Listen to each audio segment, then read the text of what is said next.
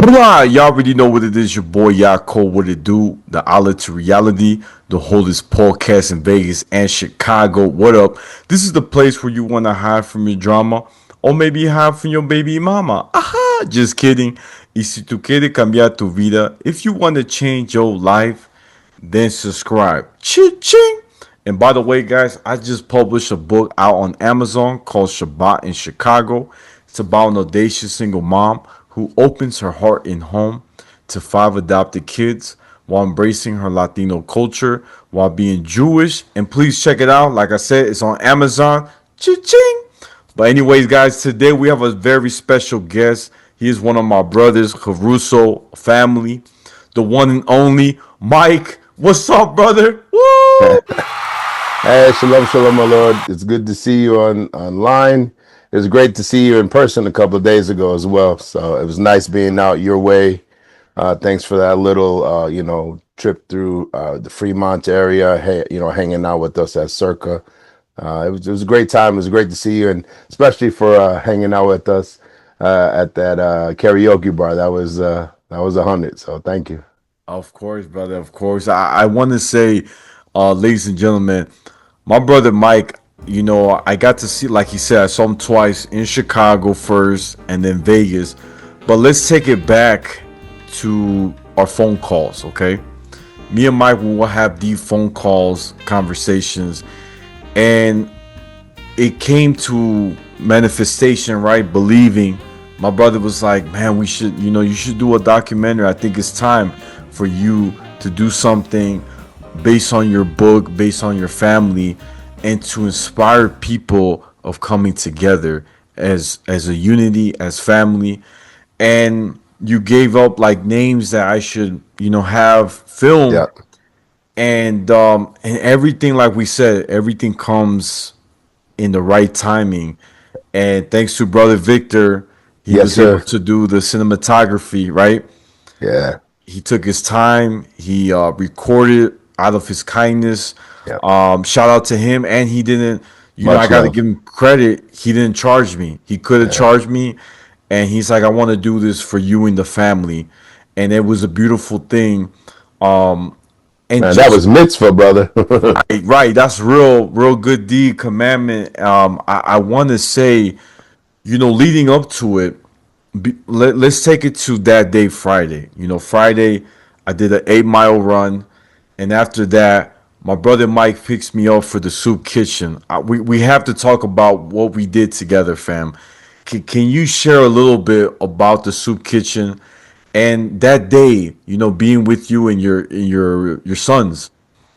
Well, I mean, going back to where you started, I remember it was your idea, bro, that you were talking about doing some type of documentary, with Brother Angel or the brother that's from NEIU, right?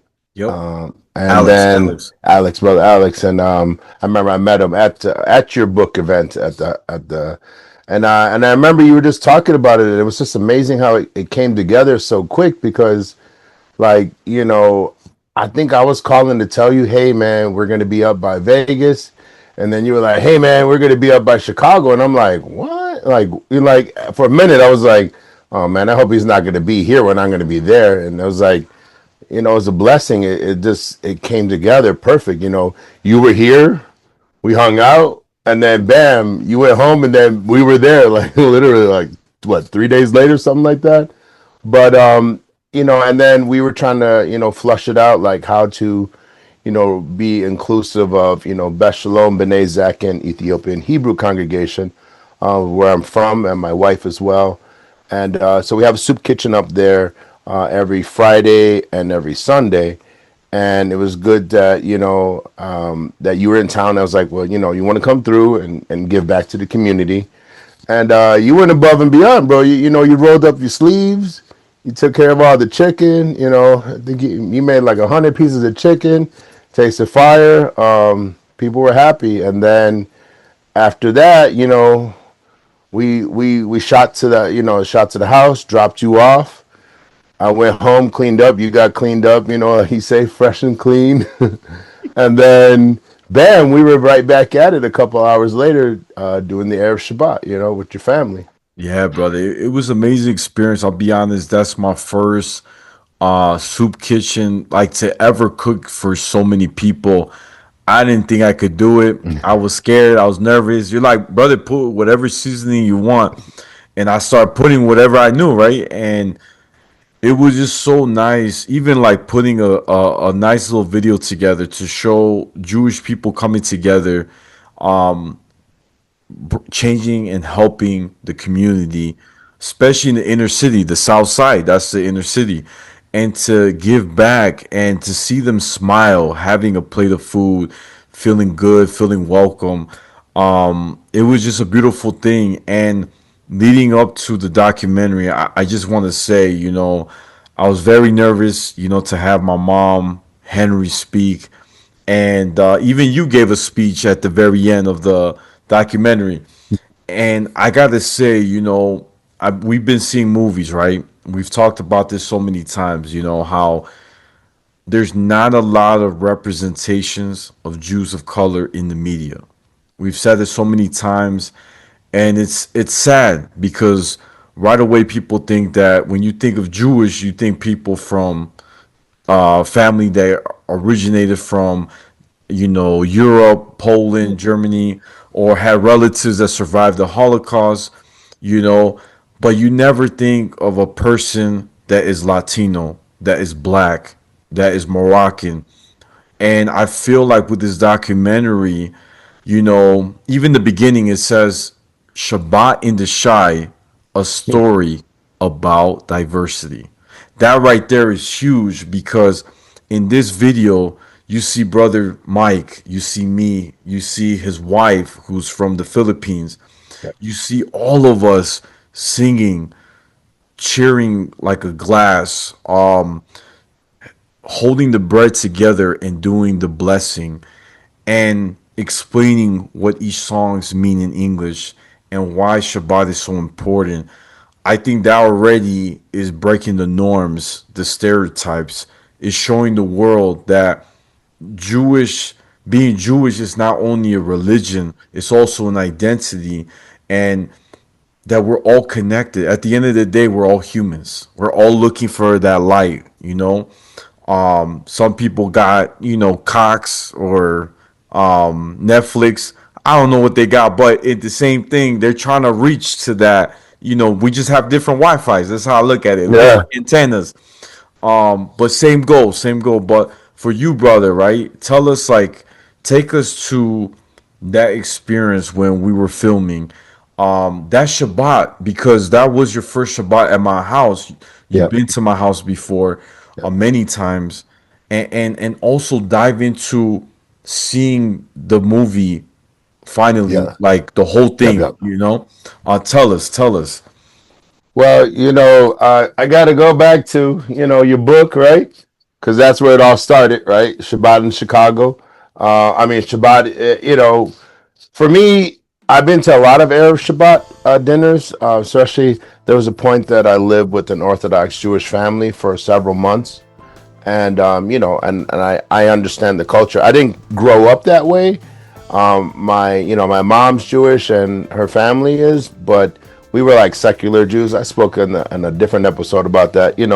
We had everything that you could want in America and just a sprinkle of Judaism. But that was the first time, like you said, it was first time for you in the soup kitchen. That was first time for my wife to come visit someone else's house on Erev Shabbat, and the specialness and the sanctity that comes with traveling to someone else's house and going through something that you usually do at your home, but seeing the different ways that culture is added to it. When I was living with the Orthodox Jewish family, sometimes we would visit other people's homes. It was always the same. Like, they had cholent, which, like, for those people that don't know, it's like brisket with barley, and and there was this strictness, and everything was almost the same. They had challah, they had kedem juice. It's like cookie cutter. It doesn't matter where you go in the Orthodox Jewish community, amongst the Ashkenazi brethren, it's almost the same table everywhere you go. But when we came to your house, It was beautiful. I mean, Brother Henry did a great job. You know, the food was plated and served. You know, I'm used to family style serving. But I was like, it was nice.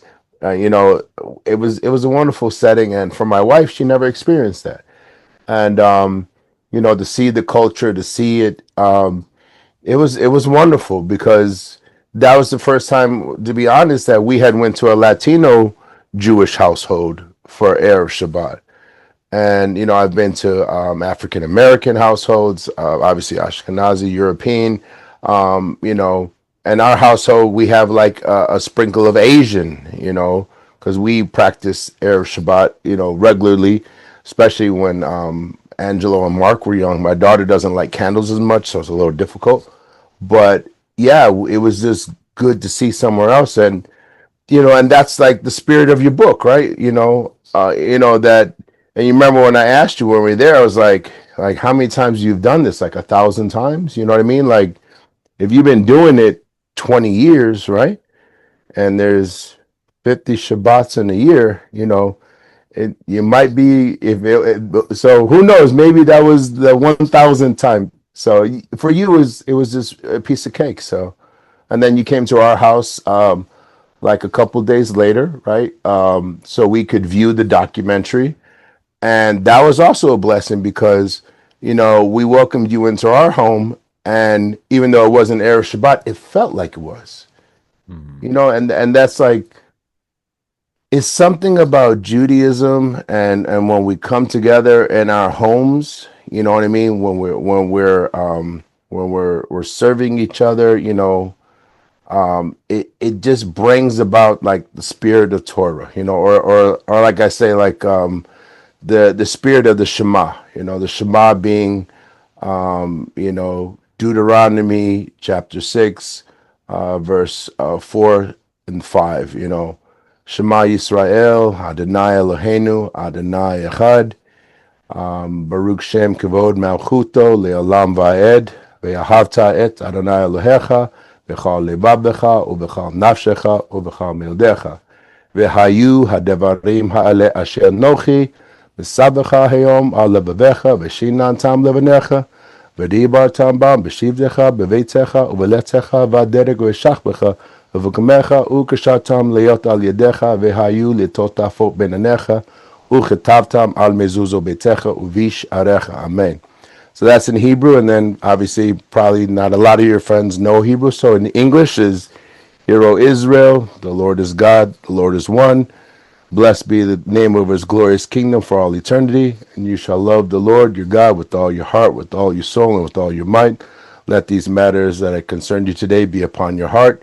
Teach them diligently to your children. Speak of them as you go out, as you come in, as you lie down, as you rise up.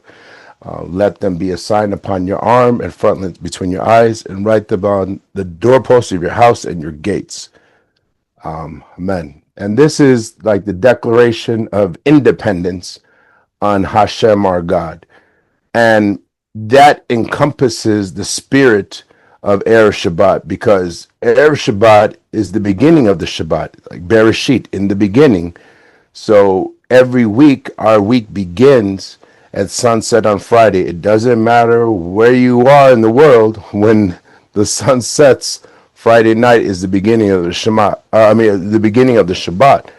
And when we come together, you know, as families, it's like a new beginning. And I was speaking to your your mom about that. Like, the whole world doesn't realize that this is Erev Shabbat.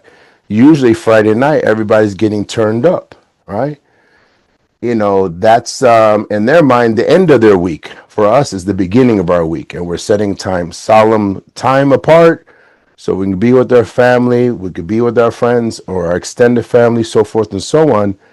It is such a sacred time. And you know, for my wife, and I told you, I thanked you and your mom that night, that, you know, thank you for allowing her to see what it's like at someone else's house. And then also, you know, I'll talk a little more. I know I was talking too much, but it was a blessing that you came to our house, because we got a big family, bro. Like, we're used to having 12 to 20 people at our house, but ever since the pandemic, we really haven't been doing it. And it was like, you guys sort of like broke through a barrier. You know what I mean? So now I feel like we're gonna start having more family gatherings and potentially even Erev Shabbat. So thank you for that. Yeah, thank you. That was beautiful, brother. It was very, a lot of things was going in my head, right? How are people gonna react? Are they gonna like it? Are they gonna, hate it? Or are they gonna get mad?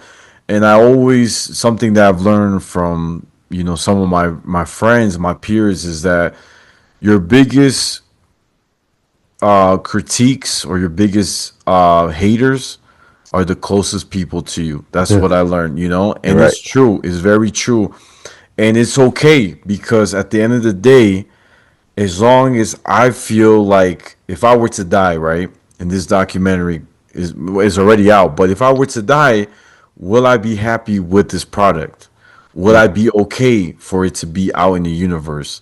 Do I have any regrets? I personally believe that this is a dream because when I have kids, I can show them this is how family is. They got to laugh. They got to enjoy. They got to pray. They got to laugh. They got to eat. And that is something beautiful because the book is not only history, right? Part of history, but the documentary will be part of Mm. history too because now kids that are Jewish that are not white or Caucasian, they will be like, "Wow, look it. I Mm. look like that person Right. Henry, in that video, that looks like me. I could tell people I'm Jewish and I won't feel judged. I won't feel not like I will be okay. I'll be more I feel good. It's almost like if I look at it like a Marvel movie. Okay. Black Panther was a great movie, one of my favorites of all time. The whole film was almost a whole black cast. They had like maybe one or two white characters, but the fact The that CIA agent. right, yeah, yeah, and it was so cool because I remember when I watched the movie, there was a bunch of families next to me, and I remember the family that were next to me watching it. They were like, "Yo, Dad, that could be me. That King, that could be me. That the Black Panther, that could be me." T'Challa. Right, right. So just to see that, that's what I want. I want people to see like, "Yo, Okay. we're I not see different." the how you're drawing comparison. I got you. Yeah, And like I was saying also, like with the Shema, right? Like, for the people that speak English, it says you're supposed to speak about these things as you go out, as you come in, as you lie down, as you rise up, right? We don't do that, right? And I'm guilty too. I don't want any of your fans or people that are following to think that I'm like some super, religious orthodox person. I'm not. But on Erev Shabbat, I gotta put down the phone. We don't, we ain't watching no TV. We ain't watching no movies. We're gonna talk about Torah. And if not, we're gonna try to talk about something that we could bring back to Torah. And, like you just think about how it said, bind it upon your arm as a sign, right? Like, that has to do with for people who don't know about lane tefillin, to wrap tefillin and put one on your head. Instead, what we got Apple Watch, we got Oculus, we stuck on our phone. We worship items the way that people in ancient times worshipped idols. You know what I'm saying? Like those items become our idols, and at least on Erev Shabbat, of course, Shabbat morning when for those that go to the shul, the synagogue, or not familiar with that word, you put all that away and it's nice. Even if it's just for a short amount of time, even if it's only for like, sunset to sunset, like I told you in the documentary, man, sometimes Shabbat is all you got, man. Like that's the only space you got where you can really just focus on God and family. right. I love that. I love that. I think too, like just you know, let's take it to the premiere when we all saw at your house, right? I Thanks, love bro. that we had a beautiful discussion. Even your son, Yeah.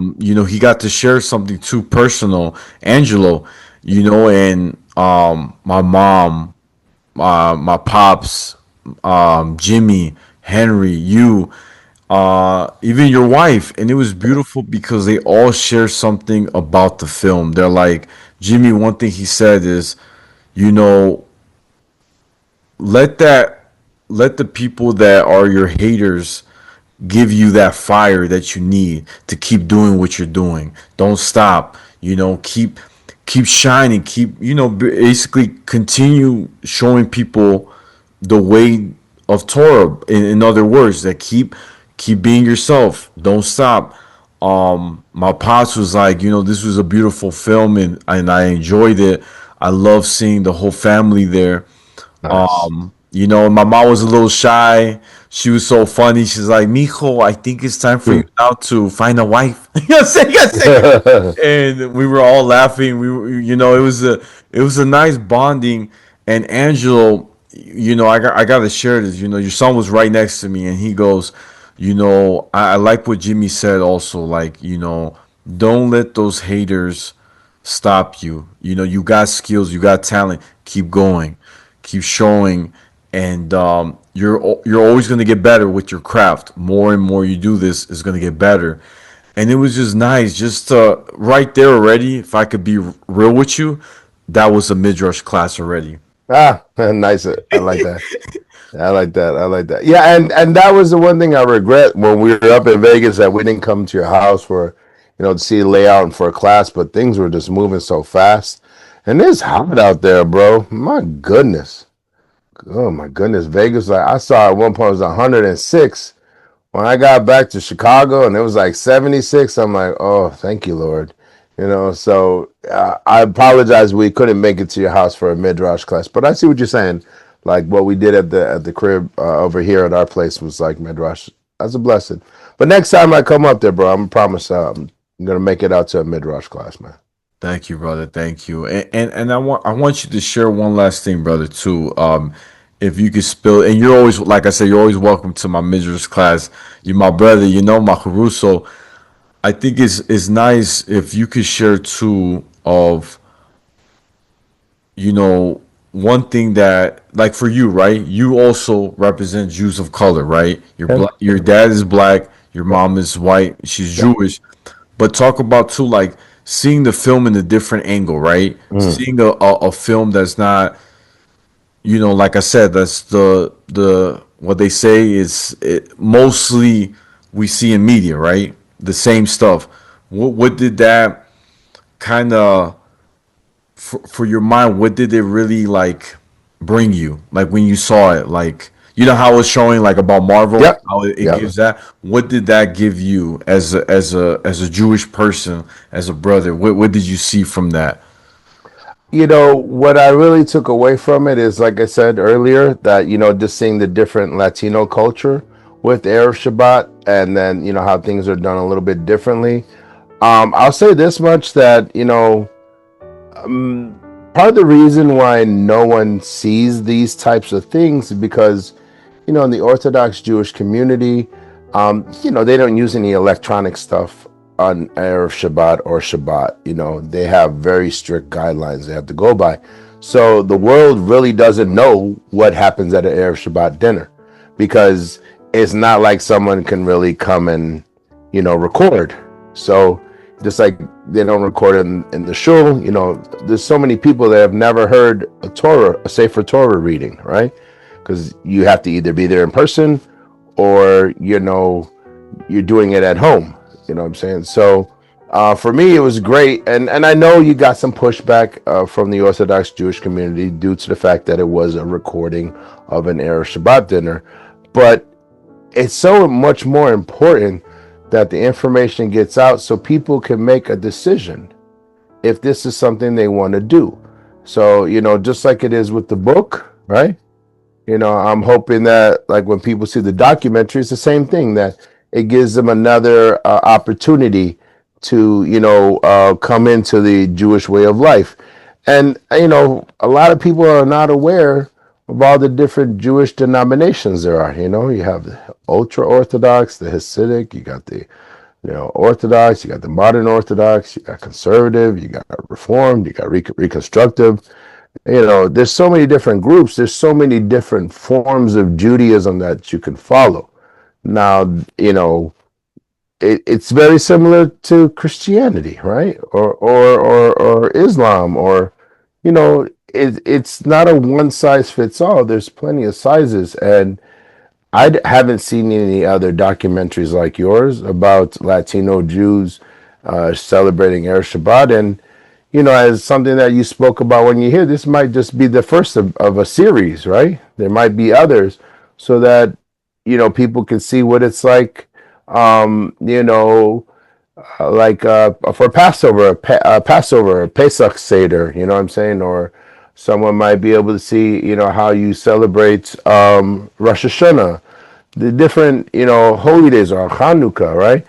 That you might see a little bit of video of, because it's not a high holy day, and it's not all of the Jewish high holy days are also a Sabbath, so people understand that as well. And then, so the day before becomes Erev Shabbat, even if it's not Friday night.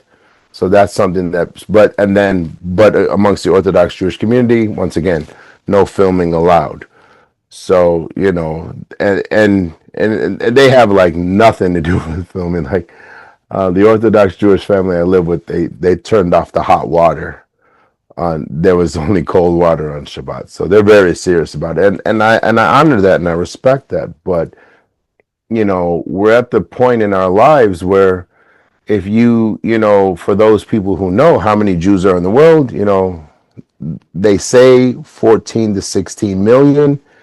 They're only accounting for, European Jewish Jews. They're not accounting for African Jews, or African American Jews, or Latino Jews, or Asian Jews, or the different groups within those groups, right? There's Arab Jews, there's Palestinian Jews, there's everybody out there. So if you're only counting one portion, and you're not inviting more to join that portion of Jews, well, it's not going to take too long for that to die out. It won't be Lador Vidor from generation to generation. So hopefully that's something your documentary will help prevent.